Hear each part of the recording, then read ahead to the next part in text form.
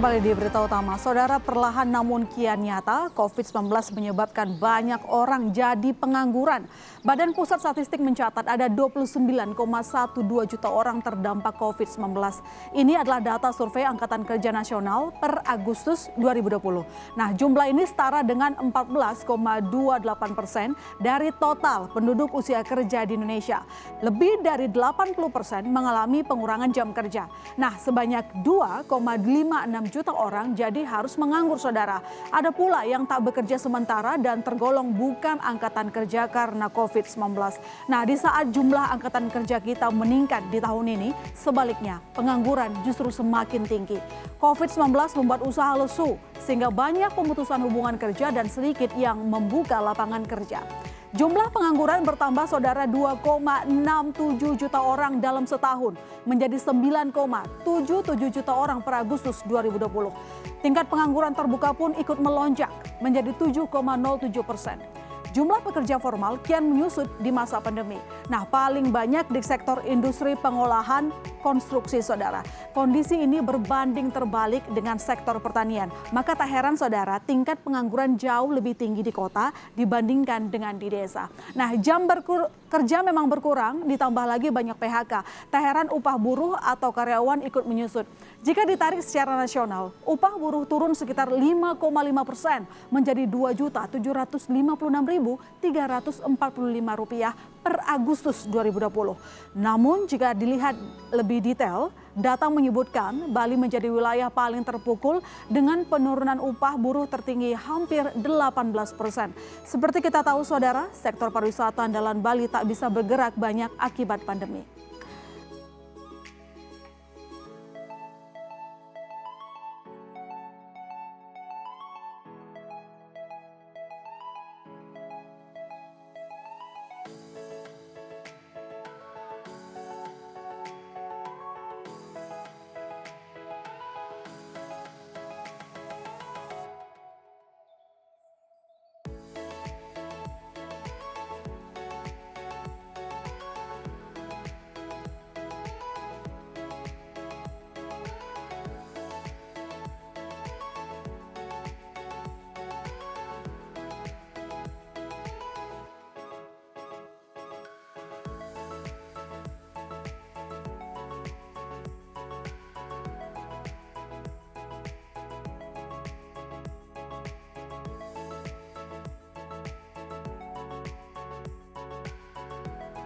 Assalamualaikum warahmatullahi wabarakatuh. Halo anak-anak kelas 11 IPA. Kita bertemu kembali. Kalian bertemu lagi dengan saya, Memang Irawan, guru mata pelajaran ekonomi di SMA Negeri 1 Cilacap. Setelah kalian tadi menonton, melihat dengan seksama tayangan yang berisi berita begitu dahsyatnya dampak COVID-19 yang melanda dunia juga Indonesia, dampaknya terhadap ketenaga kerjaan, yaitu mengakibatkan jumlah pengangguran bertambah banyak. Hal tersebut karena pada saat pandemi COVID-19, orang atau manusia atau kita diharuskan lebih banyak diam di rumah. Kemudian juga ada pembatasan sosial. Nah, untuk itu kali ini pada bab ketiga bagian yang kedua, kita akan membahas tentang pengangguran, yaitu 1. Pengertian pengangguran. Yang kedua, jenis-jenis pengangguran. Yang ketiga, dampak pengangguran. Dan yang keempat, cara mengatasi pengangguran. Untuk itu, mari kita simak penjelasan selanjutnya. Baik, kita mulai dari pengertian pengangguran. Secara sederhana dan mudah. Pengangguran adalah orang yang tidak bekerja. Pengertiannya sendiri, pengangguran itu adalah orang yang tidak mempunyai pekerjaan, sedang mencari pekerjaan, atau orang yang sedang mempersiapkan pekerjaan. Itu dari sisi pengertian tentang pengangguran. Yang kedua adalah jenis-jenis pengangguran. Jenis pengangguran itu terdiri dari satu, ada yang disebut pengangguran friksional. Pengangguran ini disebabkan adanya kesenjangan antara tenaga kerja dan kesempatan kerja. Kesenjangan ini bisa berupa waktu, informasi, dan ketidaksesuaian dengan keinginan daripada si pencari kerja. Itu adalah jenis pengangguran yang disebut friksional. Jenis pengangguran yang kedua adalah pengangguran struktural. Disebut struktural karena pengangguran ini disebabkan terjadinya perubahan struktur ekonomi suatu negara. Misalnya dari negara agraris pertanian menjadi negara industri, sehingga akan menimbulkan pengangguran yang disebut pengangguran struktural. Yang ketiga adalah pengangguran musiman. Tentang pengangguran musiman mudah untuk memahaminya ya. Pengangguran musiman terjadi karena perubahan atau pergantian musim. Ya, dari musim hujan biasanya orang bercocok tanam bertani, kemudian kemarau, sehingga terjadilah pengangguran musiman. Dan yang keempat, ada yang disebut dengan pengangguran konjungtur atau pengangguran siklis. Pengangguran ini terjadi akibat adanya atau akibat naik turunnya kegiatan perekonomian suatu negara. Misalkan terjadi resesi ekonomi, depresi, dan selanjutnya. Termasuk seperti berita tadi, ya, terjadi COVID-19, maka itu bisa termasuk pengangguran siklis.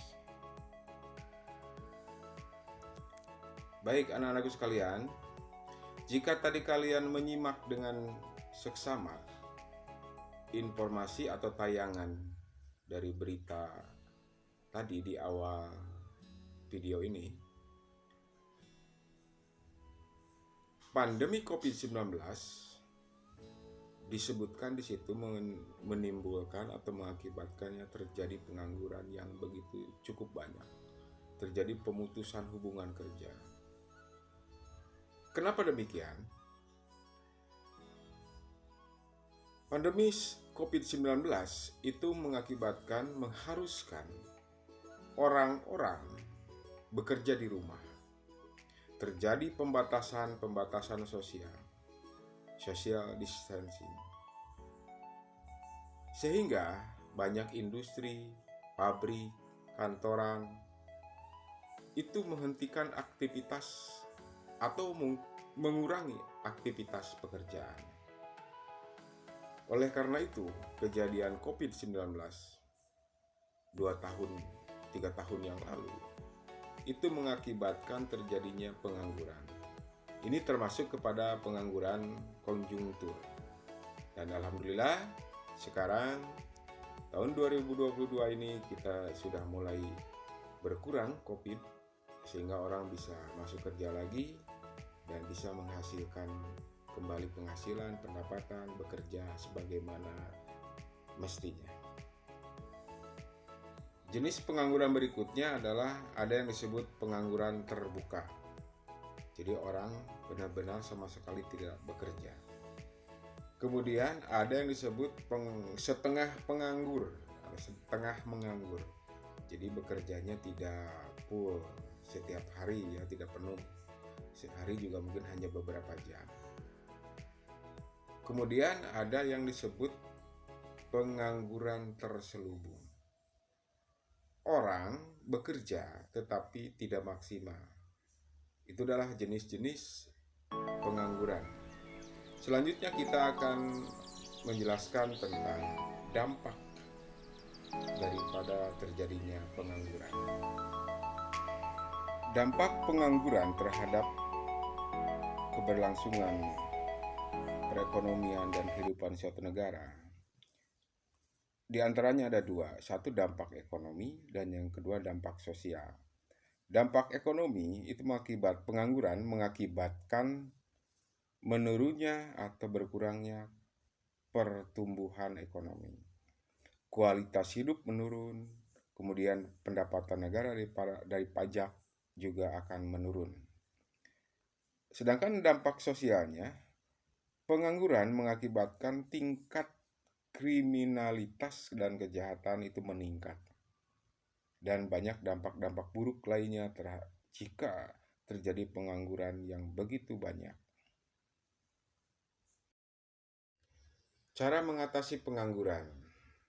Satu, untuk pengangguran musiman, maka beberapa hal dapat dilakukan cara mengatasi pengangguran jenis ini, yaitu pemberian informasi yang cepat tentang formasi atau lowongan kerja di bidang lain.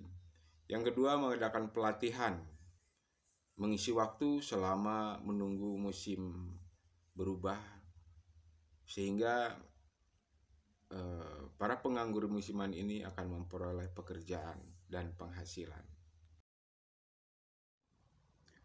Untuk mengatasi pengangguran struktural, diantaranya mengadakan mobilitas modal, kemudian mengadakan pelatihan, kemudian mendirikan industri atau pekerjaan yang padat karya. Hal-hal tersebut diharapkan dapat mengatasi pengangguran struktural. Selanjutnya, untuk mengatasi pengangguran konjungtur atau pengangguran siklis, diantaranya ada dua hal yang dapat dilakukan, yaitu mengarahkan permintaan masyarakat terhadap barang dan jasa, dan yang kedua, meningkatkan daya beli masyarakat. Demikianlah pembahasan tentang pengangguran. Ini merupakan bab ketiga, bagian kedua ya, tentang pengangguran. Bab ketiga itu membahas tentang ketenagakerjaan, pengangguran, dan sistem upah. Semoga bermanfaat dan saya ucapkan terima kasih. Alhamdulillahirabbil alamin. Wassalamualaikum warahmatullahi wabarakatuh.